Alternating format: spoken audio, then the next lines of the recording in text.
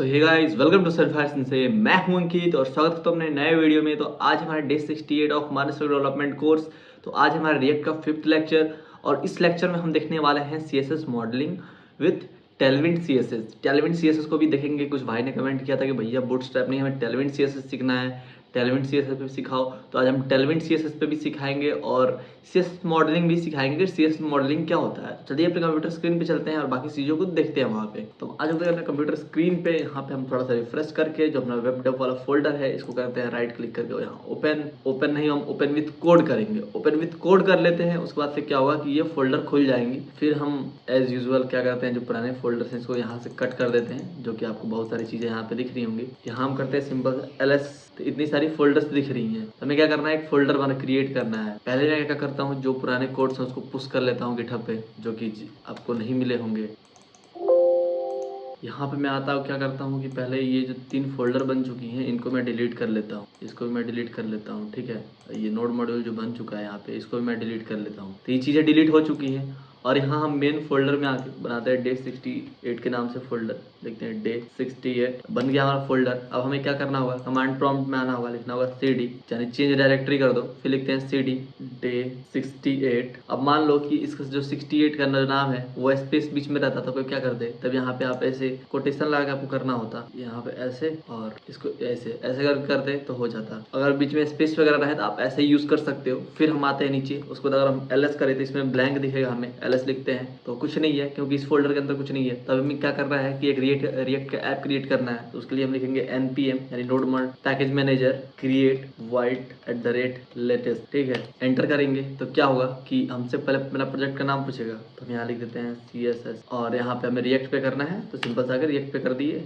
Language हमें JavaScript चाहिए, JavaScript कर दिया। अब हम लिखते हैं cd CSS, एंटर किया तो CSS वाले फोल्डर में आ गए। अब यहाँ पे हम चाहें तो npm i भी कर सकते हैं, लेकिन हमारे पास एक और तरीका है। हम आएंगे अपने फोल्डर के अंदर, हम डे 64 में आएंगे, यहाँ माई रिएक्ट फर्स्ट ऐप में डे 65 में आते हैं, यहाँ कंपोनेंट्स में आते हैं और यहाँ से जो नोड मॉड्यूल है यहाँ से इसको कॉपी करते हैं और अपने डे 67 वाले 68 वाले फोल्डर में आते हैं CSS के अंदर और यहाँ के सिंपल उसको पेस्ट कर देते हैं। तो इससे क्या होगा कि हमारा बहुत सारा टाइम जो है वो बच जाएगा और इंटरनेट तो ज़्यादा लगता नहीं है, मुश्किल से 50 से 60 MB लगता है। तो ऐसे टेंशन मत लेना कि इंटरनेट ज़्यादा लग रहा है, तो इंटरनेट को बचा रहे हैं हम। इसमें क्या होता है कि 8030 फाइल्स हैं, तो क्या होता है सब सारी जो फाइल्स हैं वो छोटी छोटी होती हैं, तो उसको जाने में ट्रांसफ़र होने में टाइम लगता है। अब ये मत सोचना कि मेरा कंप्यूटर जो है स्लो है, खैर ये तो स्लो है ही, इसमें मैं क्या ही कहूँ। क्या हुआ, ये जो फोल्डर है वो कॉपी हो चुका है, इसको हम कट करते हैं और थोड़ा हम चीज़ों को सजा लेते हैं जिससे कि हम कोड करें तो हमारा काम जो है आसान हो जाए। अब हम यहाँ के cd CSS के अंदर चेंज डायरेक्टरी कर दिए, CSS के अंदर आ चुके हैं। यहाँ के LS करते हैं, लिस्ट करते हैं, तो हमारे पास इतना सारा फाइल मिलता है। अब यहाँ हम लिखते हैं npm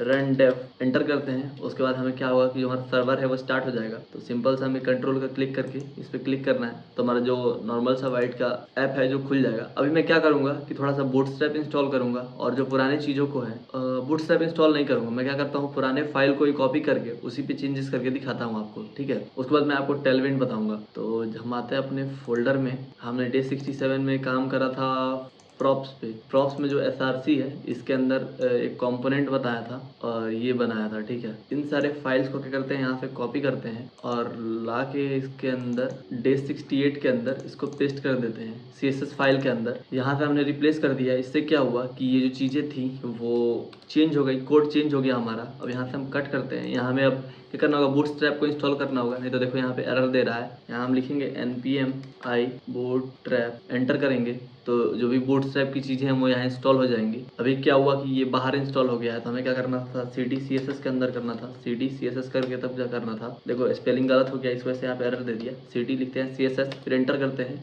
LS करते हैं यहाँ पे। तो ये क्या है कि मेन डायरेक्टरी में है, तो पहले हमें क्या करना होगा, डे 68 के अंदर जाना होगा। तो हम लिखेंगे पहले cd डे 68, एंटर करेंगे, फिर लिखेंगे LS, तो cd CSS है, इसमें लिखेंगे cd CSS, इसके अंदर आए, यहाँ हमें लिखना होगा। हम क्या करते हैं, कॉपी पेस्ट ही कर लेते हैं, लिखते हैं सिंपल सा बूटस्ट्रैप के वेबसाइट पे गए, यहाँ से इसको कॉपी किया, यहाँ लाके पेस्ट करके यहाँ पे इंस्टॉल कर लिया। अभी जो चीज़ें हैं वो इंस्टॉल हो चुकी हैं। अब क्या करना होगा हमें, जो भी चीज़ें हैं वो आसानी से दिख रही हैं यहाँ पे। अब हम आपको एक चीज़ बताते हैं, CSS मॉडलिंग। मान लो कि हमें क्या करना है, इसका जो बैकग्राउंड कलर है उसको चेंज करना है, तो आप चाहो तो डायरेक्ट SRC के अंदर भी आके चेंज कर सकते हो। अब मैं क्या करता हूँ, इसको थोड़ा नीचे कर लेता हूँ, ठीक है। अब हम जैसे कंपोनेंट्स में आते हैं तो हमारे पास जो आइटम है या आइटम लाइट है, इन सारी चीज़ों को स्टाइलिंग करना है तो आप एक तो काम कर सकते हो, यहाँ पे आते हो app.jsx में, और जैसे कि h1 को करना है तो यहाँ पे आके h1 में कुछ क्लास दे देते हैं हम। लेट्स सपोज इसका क्लास नाम दे देते हैं, हम इसका क्लास नेम देते हैं let's suppose head class name दे दिया। फिर आते हैं app.css में और यहाँ लिखते हैं डॉट हेड। फिर इसका जो हम चाहते हैं जो कलर है वो हो जाए ब्लू। इसके लिए क्या करना होगा, जैसे हम यहाँ पे कलर तो दे दिए, लेकिन app.jsx में आके इसको क्या करना होगा, इंपोर्ट करना होगा। तो हम यहाँ लिखेंगे सिंपल सा इंपोर्ट, तुम इंपोर्ट कर दो किसको, ./app.css। ठीक है, सेव किया। देखो यहाँ पे जो चेंजेस है वो आपको दिखने लगी। अब बात आती है कि ठीक है यहाँ पे भी हम मान लो जब हम ज़्यादा कंपोनेंट्स बना रहे होंगे तब क्या करेंगे, तब तुम्हारे पास एरर थ्रो करेगा। तो ऐसे कैसे होगा, तो हम क्या कर सकते हैं कि जैसे कि इसमें होता है एक CSS मॉडलिंग। ठीक है, तो ये था नॉर्मल CSS कि हम app.css में आके इसको हम दे दिए, यहाँ हम लिख देते हैं फंट वेट मान लो इसको 9 से दे दिए। तब देखो थोड़ा मोटा हो गया, ऐसे काम कर रहा है। लेकिन क्या हो कि बहुत सारे कंपोनेंट्स है, बहुत सारे हेडिंग्स है, तो अब क्या होगा, तो जैसे हम क्या करते हैं कि ये app.jsx है, इसका एक अलग कंपोनेंट बनाते हैं, कॉपी करते हैं यहाँ पे और कंपोनेंट के अंदर आते हैं, यहाँ लिखते हैं head.jsx। ठीक है, यहाँ हम फंक्शन बनाएंगे, नेम देंगे हेड, पैरामीटर्स रखेंगे खाली, यहाँ रिटर्न करेंगे, हम रिटर्न में इसको पेस्ट कर देते हैं। फिर आते हैं नीचे, फिर यहाँ एक्सपोर्ट करते हैं, लिखते हैं एक्सपोर्ट डिफॉल्ट हेड। ठीक है, Alt Shift F कर लेंगे, जिससे क्या होगा डॉक्यूमेंट फॉर्मेट हो जाएगा। इसको सेव कर लिया, फिर आए app.jsx में और इसके जगह पे हम सिंपल लिखते हैं क्या, इसको यहाँ से कट करते हैं, सेव करते हैं तो गायब हो गया। लेकिन यहाँ पे हम लिखते हैं हेड। ठीक है, अब सेव किया तो ये चीज़ें आ गई। लेकिन क्या हो कि जिसे अलग अलग कंपोनेंट में बना है, अगर इसके अंदर भी H1 आ जाए, मान लो कि ये भी जो चीज़ें हैं वो H1 के अंदर आ जाए, फिर ये भी जो चीज़ें हैं वो H1 के अंदर आ जाए, तब क्या होगा, तब तो प्रॉब्लम क्रिएट कर देगा। इसीलिए हम क्या करते हैं, CSS मॉडल बनाते हैं। मान लो कि हमें क्या करना है, इसके लिए स्टाइलिंग करना है हेड के लिए। तो जैसे फिलहाल तो मैं इसको हटा देता हूँ, कमेंट कर दिया चुपचाप, अभी जो चीज़ें हैं वो हट चुकी हैं। इसके लिए हमारे पास एक चीज़ होता है CSS मॉडल, तो उसको बनाने के लिए हम यहाँ पे आते हैं कंपोनेंट में, एक नया फाइल बनाते हैं और CSS मॉडल का जो फाइल नेम होता है वो उसका JSX फाइल के नेम का ही जैसे होता है। यहाँ पे हम लिखते हैं हेड, यहाँ पे हेड लिखते हैं, जो हमारा नाम है वही नाम से बनाएंगे। उस पर लिखते हैं डॉट, उस पर लिखते हैं मॉड्यूल .css। ठीक है, ऐसे उसका नाम देते हैं। तो ये होता है CSS मॉडलिंग। ठीक है, अब मान लो इसमें हम क्या क्या करना है कि भाई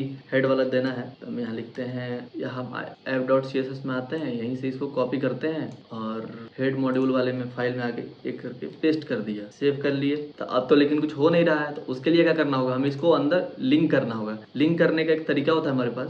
लिंक करने के लिए हम लिखते हैं क्या, इंपोर्ट। हम यहाँ इंपोर्ट करते हैं, यहाँ पे हम डायरेक्ट नहीं लिखते हैं, जैसे कि पहले लिखते थे डॉट स्लैश और जो भी चीज़ें थी उसको लिख लेते थे, वैसे अब नहीं होगा। अब यहाँ लिखना होगा पहले स्टाइल, कि भैया हम स्टाइल को इंपोर्ट कर रहे हैं फ्रॉम, किससे कर रहे हैं, ./head .module.css। ठीक है, तो ऐसे क्या होता है, इसको इंपोर्ट करते हैं। लेकिन अभी भी बोलोगे कि भैया इंपोर्ट तो कर दिया लेकिन यहाँ पे काम तो कर ही नहीं रहा है। तो उसको काम कराने के लिए क्या करना होता है, हमें जहाँ जहाँ हमें यूज़ करना होता है वहाँ हमें इसको इंपोर्ट भी करना होता है। अब क्या करना होगा, हमें ये जो हेड है इसके बाद इसको करना होगा हमें कट। ठीक है, और यहाँ लगाना होगा कर्ली ब्रेसेस लगा दिया। फिर हम इसके अंदर बाद देते हैं बैकटिक्स में क्या होता है, जो भी चीज़ें लिखते हैं हम उसको डायनेमिकली लिख सकते हैं। फिर यहाँ पे हम देंगे, उसको लिखेंगे क्या कि एक देंगे $, फिर यहाँ लिखेंगे स्टाइल, यानी हमने जो यहाँ पे स्टाइल इंपोर्ट करा है वो यहाँ पे यूज़ करेंगे। और किसके लिए, तो यहाँ पे देंगे ब्रैकेट और इसके अंदर लिखेंगे हेड। ठीक है, तो अभी देखो हम एक और चीज़ कर सकते हैं कि इसको ऐसे भी लिख सकते हैं। ठीक है, कर्ली ब्रेसेस के अंदर style.head,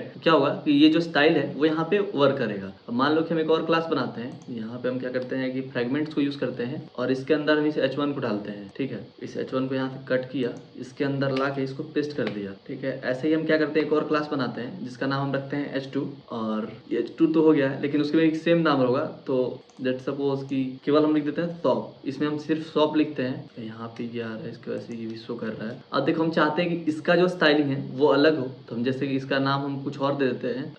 हम यहाँ लिखते हैं क्या, सारा चीज़ को यहाँ पे डुप्लीकेट कर लेते हैं और यहाँ लिखते हैं ये है हेड 1। ठीक है, यहाँ पे हेड इसको 1 दे देते हैं। इसका जो फ्रंट वेट है उसको हम कर देते हैं अप्रॉक्स 500 और इसका जो कलर है उसको हम कर देते हैं ब्लू। ठीक है, ब्लू कर दिया। अब हमें इसके अंदर आके क्या करना होगा कि इसका जो नाम है बस style.head1 कर देना होगा। हेड 1 कर दिए, अब सेव कर दिए, तो जो भी चीज़ें हैं वो चेंजेस हो गई। ऐसे क्या होता है, CSS मॉड्यूल काम करता है। अब आप बोलोगे कि भैया यहाँ पे हमने इसको बनाया है, लेकिन क्या हो कि सेम नाम से और भी जगह पे बने तो क्या वो एरर नहीं देगा? देखो भैया, ये जो चीज़ है ये सिर्फ इसके लिए बना है, इंपोर्ट किया है। लेकिन app.css में जब इसको बनाते हैं हम तो क्या होता है, मैं आपको एग्जांपल से बताता हूँ कि मान लो कि कोई फाइल बनता abc.css, ठीक है। उसके अंदर तुम कुछ देते, ये हेडिंग, या रुक जाओ मैं यहाँ से हटाता हूँ, यहाँ पे सिंपल से टाइप करता हूँ, लिखता हूँ, लेट सपोज कोई आपका फाइल बनता है abc.css, ठीक है। उसके अंदर फिर आप नीचे आते हैं, उसके अंदर आप ये सारा फाइल रहता है आपका, ठीक है। तो क्या होता है नॉर्मली जब आप ये फाइल बनाते तब ये इंटरनली क्या होता है कि ये बन जाता है ऐसे abc, ये जो आपका हेडिंग वाला फाइल है ना, मान लो कि आपका ये जो फाइल है ये आपका इंटरनली ऐसे बनता है कुछ .abc_head1, और ये मैं पेस्ट कर दिया तो डायरेक्ट आ गया। उसके बाद फिर बनता है यहाँ पे अंडरस्कोर, फिर कुछ एक रैंडम आईडी बनता है, फिर उसके अंदर आपका जो CSS है वो लिखा हुआ रहता है, ठीक है। अगर आप नॉर्मल CSS लिखते हो तो वो ऐसे काम करता है, लेकिन क्या होता है कि बाद में हमें ना कन्फ्यूजन हो, इसके लिए मान लो कि जैसे कि आप एक कॉम्पोनेंट बनाए जिसके अंदर एक क्लास दे दिए हेड नाम से, फिर एक दूसरा भी कंपोनेंट बनाया जिसका नाम दे दिए क्लास हेड नाम से, फिर क्या होगा, दोनों पे सेम स्टाइलिंग लग जाएगा, फिर क्या होगा, दिक्कत हो जाएगा। तो इसी के लिए अवॉइड करने के लिए ऐसे कुछ हम CSS मॉड्यूल को यूज़ करते हैं। और अगर हम ऐसे यूज़ करें नॉर्मल जैसे abc.css, अब जैसे देखो जो हेड मॉड्यूल.css बना हुआ है इसमें क्या होगा, यहाँ पे आ गया होगा हेड मॉड्यूल.css, फिर यहाँ पे क्लास का नाम, फिर अंडरस्कोर, फिर कोई एक रैंडम सा आईडी, फिर उसके अंदर सारा CSS लिखा होगा, ठीक है। इसको फिलहाल हम कट करते हैं, डोंट सेव आ जाओ भैया, हमको इसे सेव नहीं करना है। अब हम बात करते हैं टेलविंड पे, ठीक है। टेलविंड को सीखते हैं तो हम क्या करते हैं, एक नया फाइल ही बना लेते हैं, क्योंकि हमें टर्मिनल तो यूज़ करने अच्छे से आता ही है। यहाँ पे हम क्लिक करते हैं, लिखते हैं क्या, यहाँ हम लिखते हैं cd, फिर करते हैं ls कि हम किस फाइल में हैं, तो अभी इस फाइल में है, फिर लिखते हैं cd, फिर लिखते हैं ls cd day68, ठीक है। day68 वाले फोल्डर में चले जाओ भैया। यहाँ पे एरर क्यों थ्रो कर रहा है, बोल रहा है कांट फाइंड द पाथ, ठीक है, क्योंकि ये ऑलरेडी day68 वाले फोल्डर के CSS वाले फोल्डर में है। अगर हम ls करते हैं तो अभी ये यही है। तो इसका एक और तरीका है हमारे पास, अगर ऐसे नहीं जाता है तो हम इसको कट कर देते हैं सीधे और यहाँ से ओपन कर लेते हैं, ओपन विथ कोड। अब हमारा जी ये सब जो फाइल है इसका कोई काम है नहीं, तो इसको हम कट कर देते हैं, इसको सेव कर लेते हैं, इसको कट करते हैं, इसको भी कट करते हैं, इसको भी कट करते हैं। अब हम आके सिंपल से यहाँ ls लिखते हैं तो हमें जो भी फोल्डर्स हैं उसका नाम यहाँ आ जाएगा। तो हमें क्या करना है कि day68 वाले फोल्डर में जाना है, तो हम यहाँ लिखते हैं कि cd day68 और एंटर करते हैं तो day68 वाले फोल्डर में चले गए। यहाँ हम ls लिखते हैं तो मेरे पास एक फाइल है CSS। अब हम यहाँ क्या करेंगे, लिखेंगे npm create void @latest और एंटर करेंगे तो क्या होगा कि यहाँ पे एक प्रोजेक्ट का ऐप क्रिएट होना शुरू होगा। तो यहाँ से नाम पूछ रहा है तो यहाँ मैं नाम देता हूँ टेलविंड। अब हम जो चीज़ें हैं वो सीखने जा रहे हैं टेलविंड पे। इसको यहाँ से कट किया, यहाँ लाके पेस्ट कर दिया टेलविंड, ठीक है। एंटर कर देते हैं चुपचाप। अब हमें रिएक्ट का बनाना है तो रिएक्ट का एंटर कर देते हैं, फिर जावास्क्रिप्ट का चाहिए, जावास्क्रिप्ट का एंटर कर देते हैं और लिखते हैं cd टेलविंड, ठीक है, 3D टेलविंड लिख दिया। अब हम चलते हैं अपने कंपोनेंट वाले फोल्डर में। अब आप बोलोगे कि ऐसा ये गायब क्यों हो रहा है, अब फिर गायब हो गया, फिर आ जा रहा है, फिर गायब हो जा रहा है, फिर आ जा रहा है। अब या तो यहाँ पे क्लिक करके कर सकते हो या फिर यहाँ पे ऊपर में क्लिक करके कंट्रोल भी कर सकते हो, इससे गायब हो जाएगा। तो हम चलते हैं अपने day64 वाले फोल्डर के अंदर, इसमें नहीं है, day65 वाले फोल्डर के अंदर नोड मॉड्यूल है। यहाँ से हम क्या करते हैं, इसको कॉपी करते हैं और आते हैं अपने फोल्डर के अंदर, और जो हमारा किधर है टेलविंड का, यहाँ पे हम CSS को बंद करते हैं तो टेलविंड मिल गया हमें। टेलविंड के अंदर आके इसको पेस्ट कर देना होगा। टेलविंड के अंदर इसको पेस्ट करते हैं तो जो भी चीज़ें हैं इसके अंदर पेस्ट होनी शुरू हो गई, देख लो जाने लगा। अब हम यहाँ लिखते हैं cd, यहाँ हम कंट्रोल भी कर लेते हैं जिसकी वजह से अंदर चला जाए, cd टेलविंड, ठीक है। यहाँ पे देखो एरर दे दिया क्योंकि यहाँ टेलविंड का स्पेलिंग हमने मे बी गलत लिख दिया है। तो हम यहाँ सिंपल से इसको कॉपी करते हैं, यहाँ ला के हम इसको पेस्ट कर लेते हैं, एंटर करते हैं, फिर बोल रहा है कि पाथ कांट फाइंड, cd लिखते हैं, फिर ls लिखते हैं, किस फोल्डर में भैया, हम ऑलरेडी टेलविंड के अंदर है इसीलिए हमें ये एरर दे रहा है। तब हमें क्या करना है, सीखना है टेलविंड को। तो हम आते हैं अपने ब्राउजर के अंदर और यहाँ लिखते हैं टेलविंड CSS लिखते हैं, फिर यहाँ टेलविंड CSS के वेबसाइट पे जाते हैं। जब ऑफिशियल वेबसाइट पे जाते हैं तो हमने एक टेलविंड CSS का बहुत सारा डेडिकेटेड वीडियो बना दिया है, चाहो तो जाके प्रेफर कर सकते हो, बस इसमें बस सेटअप करना बाकी है। तो हमारे पास एक ऑप्शन होता है डॉक्यूमेंट का ऑप्शन पे जाते हैं तो हमारे पास इंस्टॉलेशन का ऑप्शन दिखता है। इंस्टॉलेशन का बहुत सारे प्रोसेस दिखते हैं। तो हमें क्या करना है कि वाइट के लिए इंस्टॉल करना है तो हमें जाना होगा फ्रेमवर्क गाइड्स में। फ्रेमवर्क गाइड्स में जाते हैं, फिर यहाँ पे हमारे पास क्या दिखेगा, वाइट दिखेगा, दिखेगा, यहाँ पे एंगुलर दिखेगा, बहुत सारी चीज़ें यहाँ दिखेंगी। यहाँ कहीं रिएक्ट भी दिख रहा होगा, यहाँ नेक्स्ट जीएस भी दिखेगा, यहाँ पे वो रिएक्ट भी दिखेगा। तो रिएक्ट देख के बावला मत हो जाना, इसको नहीं करना है। हमें व्हाइट यूज़ कर रहे हैं तो व्हाइट का करना है, व्हाइट पे आएंगे। पहले क्या करना होगा कि हमें अपने प्रोजेक्ट को क्रिएट करने के लिए बोल रहा है, तो हम तो अपने प्रोजेक्ट को क्रिएट कर चुके हैं। तो क्या करना होगा, यहाँ पे फर्स्ट चीज़ को यहाँ से कॉपी करना होगा। इसको करना होगा, बस यहाँ कॉपी पेस्ट का खेल चलेगा। कॉपी किया, आया यहाँ पे पेस्ट कर दिया, सिंपल सा। अब इसको हम फुल स्क्रीन कर लेते हैं, फिलहाल के लिए एंटर कर लेते हैं। अब देखो क्या होगा, थोड़ा सा ये इंस्टॉलेशन वगैरह करेगा। हम आते हैं यहाँ पे, तो यहाँ पे क्या करेगा कि ये आपको फाइल चेंजेस होते हुए दिख जाएंगे आपको। फिलहाल तो अभी कुछ नहीं हो रहा है, क्योंकि ये बस अभी उसके डिपेंडेंसीज को इंस्टॉल कर रहा है। थोड़ा सा मे भी यहाँ पे टाइम लग सकता है, तो घबराने की बात नहीं है कि भैया मेरा इतना टाइम क्यों लग रहा है। तो हो सकता है कि मैंने वीडियो फास्ट फॉरवर्ड की हो, या हो सकता है आपका सिस्टम कुछ ज़्यादा ही स्लो हो। तो ये कुछ भी पॉसिबिलिटीज़ हो सकती हैं। अभी देखो जो चीज़ें हैं वो यहाँ पे इंस्टॉल हो चुकी हैं। तो हम क्या करते हैं कि फिर चलते हैं यहाँ पे। अब क्या करना होगा, हमें npx tailwind init -p करना होगा। कॉपी करते हैं, हम क्यों कितना लिखें, क्यों दिमाग लगाएं। पेस्ट करेंगे, एंटर करेंगे, तो क्या होगा फिर tailwind की फाइल है वो सब भी यहाँ पे आ जाएंगी। तो देखो यहाँ पे tailwind.config.js बना दिया, postcss.config.js बना दिया, यानी नया फाइल यहाँ पे आ चुका है। अब हमें क्या करना होगा, यहाँ पे आते हैं तो हमें ये सारी चीज़ों को पेस्ट करना होगा। तो हम क्या करते हैं, कंटेंट से लेके यहाँ तक कॉपी करते हैं, फिर आते हैं अपने ब्राउज़र में और इसको डालना कहाँ है, डालना है इसको हमें पोस्ट CSS के अंदर, पोस्ट CSS नहीं, टेलविंड कॉन्फ़िग के अंदर। टेलविंड कॉन्फ़िग के अंदर जो कंटेंट है हमारा, इसके जगह पे इसको पेस्ट कर देंगे। ठीक है, पेस्ट कर दिया। लेकिन एक चीज़ क्या करना है वो हम थोड़ा बाद में बताएंगे, अभी नहीं बताएंगे। अब क्या करना है, फिर हम आते हैं अपने ब्राउज़र में। यहाँ पे क्या है कि हम index.css को इंस्टॉल करना होगा। तो इसको हम कॉपी करते हैं यहाँ से और आते हैं अपने में index.css के अंदर। इसको सबको कंट्रोल ले करके सबको सेलेक्ट करके कंट्रोल भी कर देंगे, तो क्या होगा, ये यहाँ पे आ जाएगा। अगर आपको यहाँ पे एरर थ्रो कर रहा हो तो आप एक एक्सटेंशन होता है पोस्ट CSS को, उसको इंस्टॉल कर सकते हो। तो ये करने के बाद फिर क्या करना होगा, हमें लिखना होगा npm run dev। चलो ठीक है, कर लेते हैं ये भी। npm run dev करना है तो हम इसको थोड़ा साइड में कर लेते हैं कि हमारा जो चीज़ें हैं वो अच्छे से चले। यहाँ पे हम लिखते हैं npm run dev, एंटर किया। देखते हैं क्या हमारा चीज़ चल रहा है कि नहीं। खुल तो गया, हम यहाँ पे क्लिक करते हैं तो देखो जो हमारा इंटरफेस है थोड़ा तो चेंज हो गया है। ठीक है, पहले हम कुछ और देख पाते थे, अभी कुछ और देख पा रहे हैं। लेकिन एक चीज़ यहाँ पे चेंज करना होगा, हमें आना होगा टेलविंड कॉन्फ़िग वाले फाइल में और यहाँ पे इन 3 चीज़ को हटा देना होगा। ठीक है, अगर आपका यहाँ पे भी कोई सब फोल्डर नहीं है तो अब हम आते हैं अपने app.jsx में और क्या करते हैं कि यहाँ पे सारी चीज़ों को सेलेक्ट करते हैं और क्या करते हैं कि यहाँ बनाते हैं फंक्शन, या खैर छोड़ो, सारी चीज़ों को हम क्यों इतना मेहनत करें। तो हम आते हैं सिंपल से यहाँ पे, इसको हम क्या करते हैं, ऐसे इसको करते हैं, यहाँ से सबको गायब कर देते हैं। फिर जितनी भी चीज़ें थी यहाँ पे वो गायब हो चुकी हैं। ठीक है, तो देखो हमारा जो पेज भी है वो भी ब्लैंक हो गया। अब आते हैं अपने वो यहाँ पे और क्या करते हैं, एक H1 को यहाँ से जो हेलो वर्ल्ड वाला फाइल है इसको यहाँ से कॉपी करते हैं। अब यहाँ चलते हैं, अब आगे इसको थोड़ा टेस्ट कर लें। पेस्ट किया, सेव किया, तो जो भी चीज़ें हैं हमारी दिख रही है। अगर हम यहाँ जो टेक्स्ट का साइज है, मैं थोड़ा वर्ड को यहाँ रैप कर लेता हूँ। यहाँ पे जो टेक्स्ट का साइज है इसको मैं 7XL करके देखता हूँ, तो देखो 7XL हो गया। अब मैं क्या करता हूँ, इसको थोड़ा और भी चीज़ें करके देखता हूँ। मान लो कि मैं थोड़ा यहाँ पे आता हूँ और थोड़ा मार्जिन पैडिंग ऐड करने के लिए, मार्जिन पैडिंग नहीं, कुछ और करते हैं हम। लेट सपोज टेक्स्ट डेकोरेशन में आते हैं। टेक्स्ट डेकोरेशन में जैसे कि क्या है कि ऐसा वाला हम ओवरलाइन देना चाहते हैं, तो हम यहाँ से ओवरलाइन को कॉपी करते हैं और आते हैं अपने टेक्स्ट में, यहाँ पे आके इसको पेस्ट कर दिया, सेव करते हैं, तो यहाँ ओवरलाइन आ चुका है। ठीक है, और ओवरलाइन अंडरलाइन एक साथ नहीं हो सकता है, इसीलिए हम एक अंडरलाइन को हटा देते हैं। यहाँ पे हमने एरर भी थ्रो कर दिया है। अब जैसे बैकग्राउंड कलर है, तो बैकग्राउंड कलर के लिए हम किसको यूज़ कर लें, तो हम चाहते हैं इसमें कि बहुत सारा कलर है,